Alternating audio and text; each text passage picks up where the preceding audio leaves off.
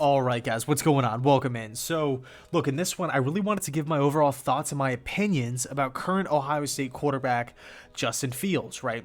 What I think about Justin, what I've seen on tape from Justin Fields. I've been watching this guy's tape since he was a senior in high school. Obviously, a big-time five-star QB recruit. Then he goes on to Georgia, obviously. We're going to get into what an NFL team is going to be getting if they pick a Justin Fields. And also, who he kind of reminds me of, right? Like, kind of like a pro comparison. But before I get into all that kind of stuff, I just wanted to really explain where this video is coming from. I know it just kind of popped up out of nowhere, but it's all stemming from last night's game between the Pats and the Jets. I got to be 100% honest with you. I was not expecting that performance that we saw last night from this Jets squad. I was not at all. This was not the same team that showed up against Denver that got humiliated against Miami. This team did not look like an 0-16 football club.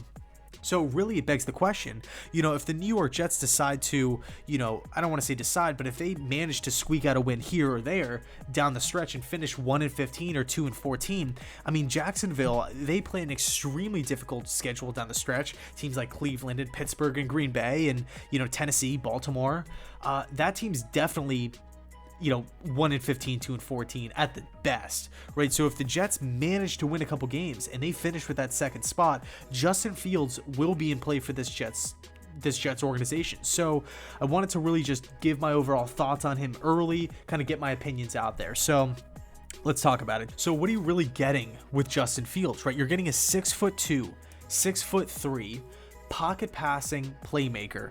That's what Justin Fields is. Right, this is a dude who can stand strong in the pocket. He's not afraid of getting hit. He's not looking to escape. He's not looking to run downfield if his first read is not there. That was somewhat of an issue for Fields back at Georgia and a little bit last season at Ohio State, but this year it's not an issue at all.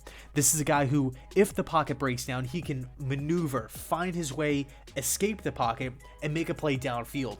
One thing that I absolutely love about Justin Fields is his ability to keep his eyes downfield if the pocket's starting to collapse. Now we have to take into consideration that Ohio State's offensive line is absolutely fantastic, and they haven't really played a team with like dominant edge rushers or a dominant defense.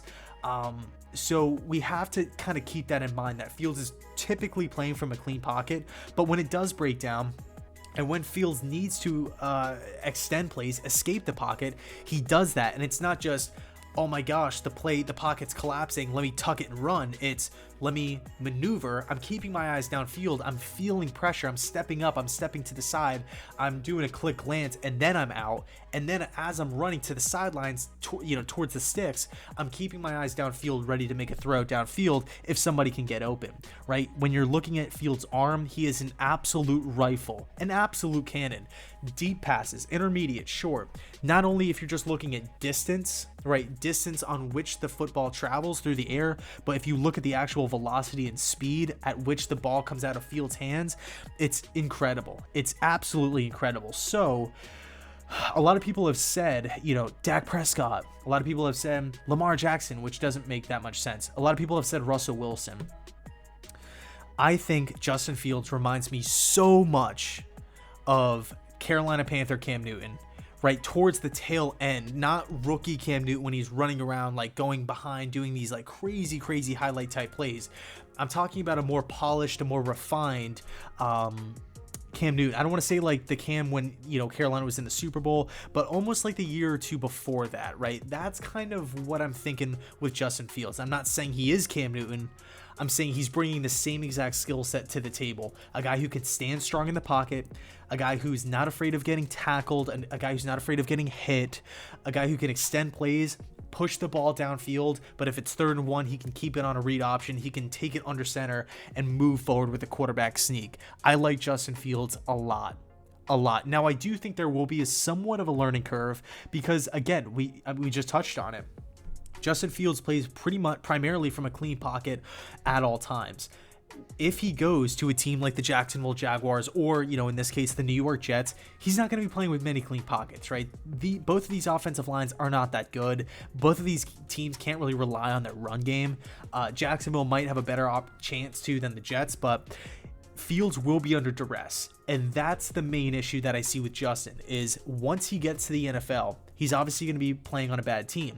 Will he start picking up these bad tendencies? Now, to kind of shift gears real quick, I'm going to get back to that point. I just wanted to address this. My number one thing I love about Justin is that when you watched him in high school, when you watched him at Georgia, when you watched him last year at Ohio State, and now this year at Ohio State, it seems like he's just getting a little bit better, a little bit more refined, a little bit more polished with each and every game.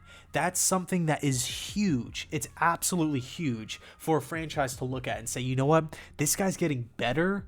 Not only just his overall game, but he's getting better at his weaknesses. The things that he sucks at or the things that he's not good at, he's working on in the offseason. He's getting better at them, and it's showing up not only on the practice field, but on the game field, right? That's crazy. That's crazy to me. It's so rare that you see that. Normally, with these spread systems, it's just like you're either a fit or you're not. And there's really no like crazy progression. But with Justin Fields, you see like it's just a steady increase. It's just trending up every single year. And if you're an NFL team out there, you have to love that, because what does that point to? That points to Fields picking up an offense. Even if he's not getting it, if he doesn't understand it through and through, he's going to come to work every day and work at it. I mean, in the offseason, he's going to get with the wide receivers. He's going to fix what's going on. He's going to iron out the kinks. I think I don't want to say he's a can't miss prospect, because nobody's really a can't miss guy. And obviously a lot of things play into that. But when I look at Justin Fields, man, he's one of the closest things to it. I think if Trevor Lawrence was not in this draft, he would definitely be the number one overall pick. I think he's ready to take on a franchise, become a face of the franchise. Again, whether it's Jacksonville, whether it's New York, either New York team, who knows? I think he's ready to handle that burden. I think it's a lot of weight, but I think he's definitely strong enough to do that. But yeah, to kind of just go back to what I was saying earlier, you know, really the only flaw that I see with Justin is, and it's not even so much a flaw at this point in time, it's almost just a projection, just a red flag down the line, is if he goes to one of these bad teams, you know, again, will he start developing bad tendencies? Will he decide to start tucking the ball and running? Will he start pulling his eyes off the secondary and start staring at defensive linemen, linebackers, safeties coming off blitzes and whatnot?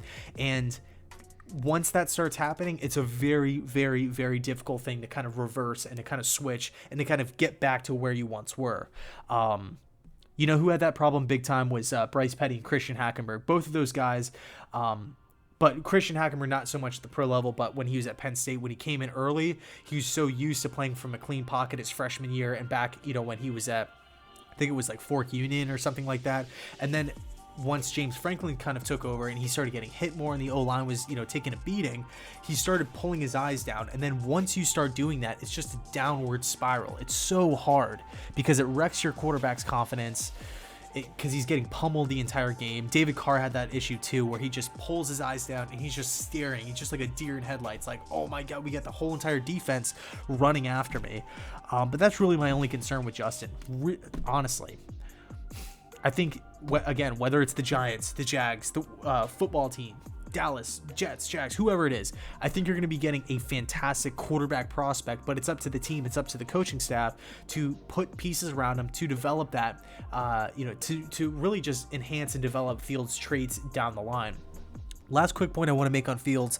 I know this is a longer video here, but he's so even keel. He's not up. He's not down. He's not throwing a temper tantrum like a 4-year-old child on the sidelines like Tom Brady. Brady's chucking his helmet, screaming. He's 40 years old. He's throwing a tantrum. Like, no, Justin Field, if he makes a bad play, if they punt, what have you, he walks off the field. He learns from it. He's not up. He's not down. He's not overly emotional.